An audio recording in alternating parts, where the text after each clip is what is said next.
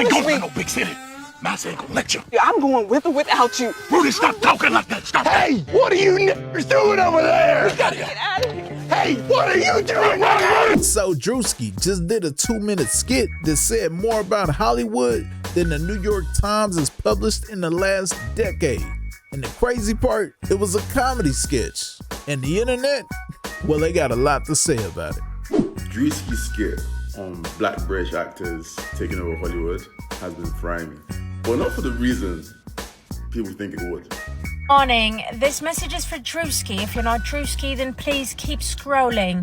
Druski, I just saw your new skit, yeah, and I have a couple of thoughts. It wasn't bad or anything. I just want to give you a few pointers, maybe 3, maybe 4. This new Druski skit's got a lot of black folks from the UK pissed off, and I understand why, but it doesn't stop it from being any less true. Now, I think it was a bit funny, like, to be honest, as a British actor from Manchester, which he referenced, I think it was funny. But I do want to touch on the fact that they are being a bit dramatic when they say we're all taking these roles, because I barely see any British actors getting big roles in Hollywood. I found it hilarious. It's funny. I think he's hilarious. I do think my black American cousins need to start fighting back, though. Kinfolk, what are we really fighting back from? Stop stealing.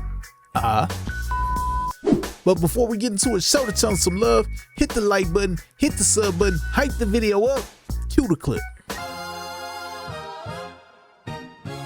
This that Raymundo reacts, huh? Y'all came in for the laughs, huh? You did. Stay for the commentary, cause it makes sense, huh? Real talk. That boy is good. And cut! Fantastic. I need more American slave, okay? Like struggle. Yeah, the struggle. Sort of like the dialogue, like the back and forth banner. Absolutely, yes. See, this role was sort of a bit cheeky. I got a little bit out of my comfort zone, you know. During the filming of this role in this character, I felt oppressed, like an American slave, like a lot of struggle. I studied the art. A fantastic turnout on the red carpet tonight. And just arriving, we have Samson Dubois at the American Guild Awards. Samson, you look great tonight. How hard was it for you to change your accent? As a little boy from Manchester, I think, I struggled a bit with the dialect, right? But to really get into character for this quite astonishing role that I took on, to say the least, I put it all on the line. All right, 3, 2, 1, action. I'm telling you, nigga, if you fuck with my shit, I'll kill you, nigga. You'll be fucked up. Fuck. Nigga, we family. Nigga, ain't no fucking family in this shit. We not family, nigga. Fuck family. Hey, cut, that's the one. That was stunning. That was stunning. Great performance, brother. Great performance. Working with a good London boy, and I bother him all the time. I had a call with the director. It was quite quintessential to the role, and great character development behind it. I put this fucking bullet in your head, nigga. I laugh because I'm penniless and a bit quite surreal. Samson Dubois, Samson Dubois. Samson, yo, who's the girl? Who's the girl? What's your next Samson movie? Dubois, What's your Samson next Dubois. movie? Yo, do you think your British accent gets you all the black roles in America? Come on, bro. Are you serious, bro? Do you think you're better than them? Better than who, bro? Black people. Yeah. Stop. But not only was it funny, this was really good. Like, this was really good. Thought out, planned, written. Like, Druski is a genius. So Druski is playing Samson Dubois, a black British actor released the shackles as an enslaved black man. The white director is steady interrupting him, saying, I need more black American slave. Du Bois interprets that as dialect and banter. Then Du Bois does an interview afterwards, and this is the part where I had to stop the tape. He says, and I need all you to hear this, during the filming of this role and character, I felt depressed, like an American slave, like a lot of struggle. I studied the art. I mean, the nerve, the actual audacity. He studied the art. Like, he legit studied it. And then when TMZ asked him if he's better than black people, he says better than who? Do you think you're better than them? Better than who, bro? Black people. Yeah. Stop. Yo, this man Druski is funny as hell. Yeah, Druski is on a generational run right now. And what makes Druski, what he's doing so impressive is it's just him. Yeah. Like in Living Color was a cast. Mad TV was a whole cast. Chappelle Show even had a cast. Druski's not just being funny. He legit built the mirror. And what's in that mirror has been making black America uncomfortable for years. Now I want you to hear something. Samuel L. Jackson has been critical of how casting directors have decided to cast Black British actors in American films as opposed to Black American actors. Now, the recent example that he gave was the film Get Out, which is a pretty good film. You should go check it out. Jackson suggested that Jordan Peele's satirical horror film Get Out, which starred British actor Daniel Kaluuya as an African-American man falling victim to white liberal racism, could have benefited from having an American actor as its lead. So here's the actor that was cast, in case you guys didn't see the film. And he was actually phenomenal. I thought that he did really good in the film, or did very well in the film. He says, there are a lot of Black British actors in these movies. I tend to wonder what that movie, Get Out, would have been with an American brother who really feels that. This conversation ain't new. We've been having it for years. Samuel L. Jackson, one of the most respected actors alive. What would Get Out have been if you would have had an American brother, somebody to actually fill that role? And he was right to ask it, because here's the list of what filling it would have looked like. Daniel Kaluuya, British, played an American photographer navigating racism in Get Out. Oscar winner. David Oyelowo, British, played Martin Luther King in Selma. Dr. King, the man who marched in Birmingham, who was jailed, who was spied on by the FBI, played by a man from Oxford, England. Chiwetel Ejiofor, British, played Solomon Northup in 12 Years a Slave. Northup was a free Black American who was sold as a slave, played by a man who grew up in Forest Gate, London. Naomi Aki, British, played Whitney Houston. Cynthia Erivo, British, played Harriet Tubman. Damson Idris, British, played Franklin Saint in Snowfall. Dope ass show. The story of the crack era that spread through South Central Los Angeles. Idris Elba, British, played Stringer Bell in The Wire. Another dope ass show. A Baltimore drug kingpin for 5 seasons. Now you gotta check out what this sister said. Wow. Wow, Druski. I mean, standing fucking ovation. What topic that is going on in our society will he not touch? Like, Druski latest sketch has just touched on a topic that I have been literally infuriated by for the past decade. I am so sick and tired of British actors taking and playing Black American roles. And not only that, saying shit like, we ain't got no damn culture. Well, we seem to have roles. We seem to have movies. You seem to want to be in our organizations and things. You seem to want to play our greats, Black American greats. You seem to want to do that. Like, I'm so fucking sick of this shit. Like, there's not an array of Black American actors who can play the roles that Cynthia Erivo has been handed, or who can play the amount of roles that a Damson Idris will play. And why are y'all? And my thing too with the, and I know this is probably gonna start a diaspora war. I don't give a fuck anymore at this point. I do want to know from British actors, does it make y'all feel less than that y'all are excelling in roles where you have to water down yourself and like fully assimilate in order to be successful in your career? I don't know, it's just interesting. Like, I'm so happy he has shed a little highlight on Hollywood and their fuckery. Thank you, Druski. Thank you for doing the work. Keep at it. Keep on keeping on. And she was right that nobody wants to directly address. They tell us we don't have culture. They tell us Black Americans are so disconnected. They tell us that our experience is too aggressive, that it's too difficult, not universal enough for cinema.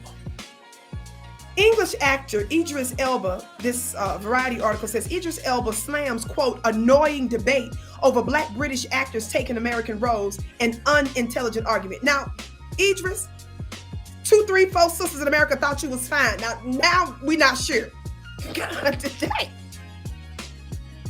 Because some things that make you ugly is not just what you look like, but it's what you say and how you think. Now, here's where I start to take issue with those on the other side, because it's one thing to take the role, it's another to dismiss the people questioning it. One thing Idris said that was really interesting was he used the words unintelligent to describe the debate around British actors. I didn't like that language. I didn't like that language at all. I think he, let's see here. This is on, where did I read this? Actually, it was on BET. You know, BET, that white-owned network that pretends to actually represent black people, but really they're selling black people. They're not serving black people. They're selling them. He says that the conversation around black British actors taking on roles typically played by black Americans is an unintelligent argument. Appearing on The Shop via The Root, the British-born actor was asked by host Maverick Carter about British actor Naomi Aki playing Whitney Houston in the forthcoming biopic I Want to Dance with Somebody. He said, "You know what I noticed? You said black women in America versus an English woman, like being English makes you less black. To me, that defines how unintelligent the whole argument is." He says, "No disrespect to anyone who has that feeling. It is what it is. But the fact is, we're all black. But amongst ourselves, we want to point fingers because we come from a conditioning that makes people just make sure where you're from, and are you authentic from where you're from? How black are you?" Quote, "It comes down to the caste system and it's annoying to me, really annoying." Unintelligent. That's what he called it.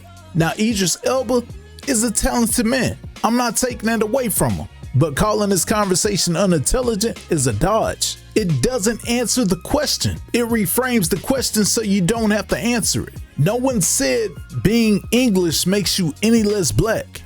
The argument is being English means you didn't grow up watching your family members get pulled over, incarcerated, redlined, and told their culture was inferior.